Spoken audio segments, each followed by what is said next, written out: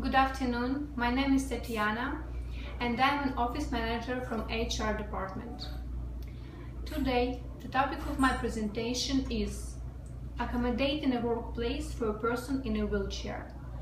This presentation will last around 10 minutes and at the end, everyone will be welcome to ask questions or to share concerns, thoughts or suggestions. First, let's take a look at the agenda. I will start with introducing definition of accommodation to you, then talk about legal side of this subject, some job market data, then I will discuss changes that have to be made to a workplace. There are three groups of changes: activities of daily living, workstation access and worksite access, and at the end I will share with you conclusions and recommendations. And as I mentioned before, there will be some free time to discuss the subject. So, let's take a look at the definition of the word accommodation.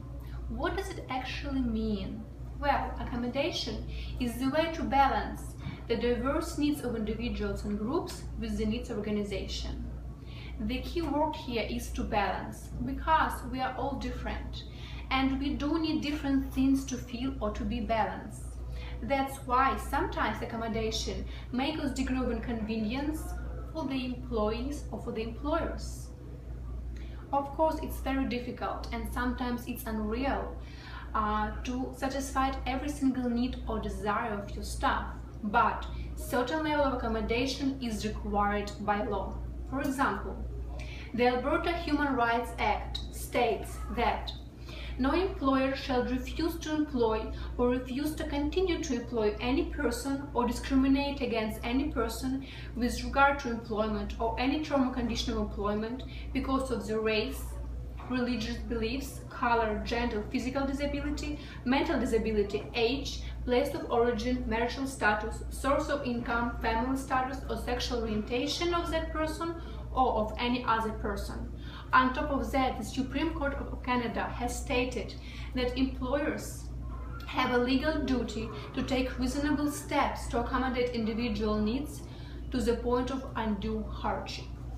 So it actually turned out that we have a legal duty to accommodate a disabled employee. But let's take a look at this. This is the job market data for people with disabilities. In 2006, the unemployment rate for people with disabilities was 8.6% more compared to people without disabilities. 8.5% more men with disabilities cannot find full-time job, so they had to work only part-time. The rate between women is 6.5. In 2013, 69% of the small business owners admitted that they would never hire a person with disability. On the other side, in 2013, at least 3 out of 10 small business owners hired people with disabilities, and in 62% of cases, disabled workers met or exceeded the expectation on the employers. So, on one side, we have a demand from disabled people, demand to have a full-time job and to be productive. On the other side, we have a legal duty to help them and to create for them a normal and comfortable workplaces.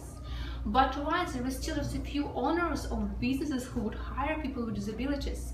I think that one of the reasons maybe it's a lack of information. Information about what changes have to be made in order for a person to work and feel comfortable. And that's actually the subject of my presentation: how to adapt a workplace for a person in a wheelchair. We're going to talk about a wheelchair person because based on the nature of our business, this disability most likely will be the most adaptive for our business.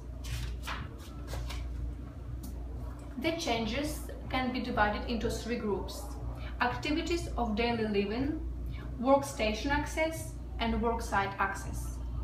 The first group is activities of daily living. It includes different type of day-to-day ritual and routines. So our management will have to look into developing sick day policies, providing flexible scheduling, letting the person take breaks, maybe some more often than for the rest of the employee, and letting the person to be assisted by a personal attendant when it's needed. The next group of changes will be around workstation and workspace access, and it will have few technical details, such as height adjustable deck or built-in tables. And if you take a look at this picture, you will see the measurements. There are two different types of decks. For example, these decks will have to be 30 by 19 inches minimum to 36 by 30 inches maximum. These type of decks have a little bit different measurements. 19 inches, 48 inches, and right here we have it 30 inches. Those are minimum measurements. Among other changes may be accessible filing system, office supplies and frequently used materials on very accessible shelves or desks, and accessible office machines such as copiers, printers or faxes. The next group is changes around worksite access. They may include parking for the person with disability, accessible route of travel from the parking lot to the building, wheelchair ramps, of course, automatic doors and obstacle-free pathways, accessible route of travel to the person's workstation or work desks, accessible restrooms, lunchrooms or break rooms.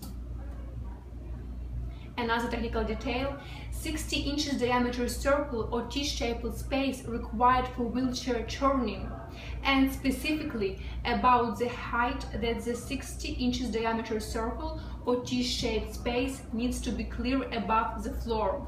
This slide will give you more information. So here's a circle and a T-shape for turning. Again, you see measurements 60 inches by 60 inches, and right here we have 36 minimum, 60 minimum, 12, 36 and 12. You can go less than that or person won't be able to turn. Next slide gives us a little bit few more changes. For example, restrooms have to be on the same floor than frequently the most used rooms like meeting room, restroom or office. Restrooms must meet or exceed Canadian Standards Association accessibility standards, which means that the door have to be wide enough and at least one stall have to be able to accommodate mobility aids. Another detail, provide 30 inches by 48 inches clear floor space in front of sink in the bathroom to allow forward approach. Also, clear floor space to extend maximum of 19 inches underneath the sink, sink to be maximum of 6.5 inches deep and mounted maximum 34 inches above finished floor, and provide knee clearance 27 inches high, 30 inches wide and 19 inches deep under the sink. This slide will give you more information. I know it sounded complicated, but when you look at the pictures, it actually it's understandable and you can see how it may look in future. So the person can easily access sink or washroom. Again, all the measurements.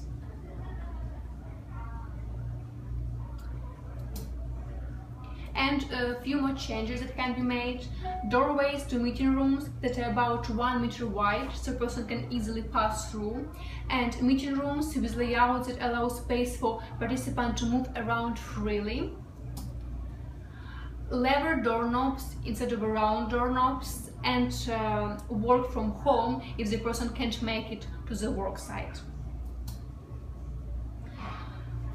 So, I think that effective accommodation process can happen only when individuals seeking accommodation and the employers work together. Effective accommodation is most often the result of the communication, creativity and flexibility. And yes, sometimes accommodation may involve different challenges such as cost, but I still would recommend not to be afraid of hiring a disabled person because it will help to create an inclusive society that respects diversity and human rights. Thank you so much for your attention, and does anyone have questions?